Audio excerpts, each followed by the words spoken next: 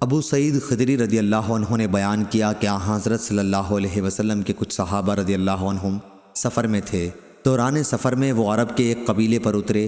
صحابہ رضی اللہ عنہم نے چاہا کہ قبیلہ والے انہیں اپنا مہمان بنا لیں، لیکن انہوں نے مہمانی نہیں کی بلکہ صاف انکار کر دیا۔ اتفاق سے اسی قبیلے کے سردار کو سانپ نے ڈس لیا۔ قبیلے والوں نے ہر طرح کی کوشش کر ڈالی، لیکن ان کا سردار اچھا نہ ہوا۔ ان کے کسی آدمی نے کہا، چلو ان لوگوں سے بھی پوچھیں جو یہاں آ کر اترے ہیں، ممکن ہے کوئی دم جھاڑے کی چیز ان کے پاس ہو۔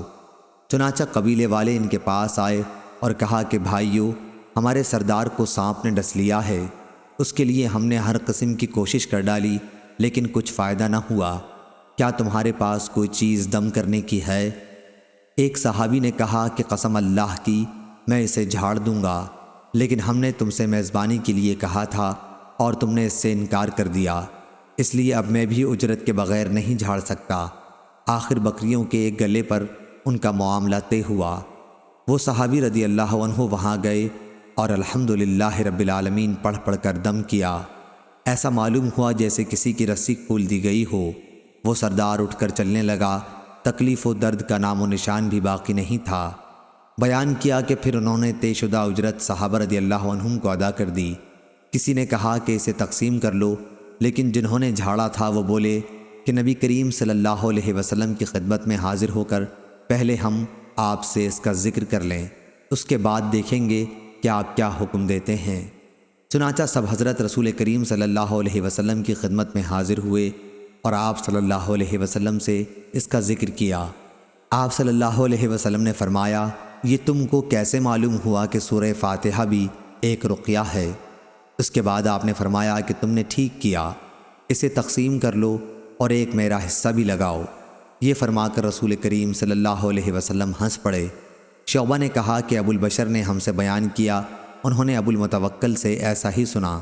صحیح بخاری حدیث نمبر 2276۔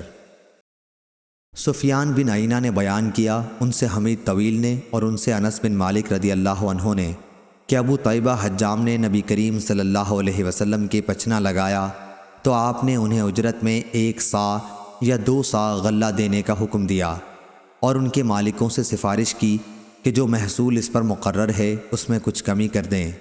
صحیح بخاری حدیث نمبر 2277۔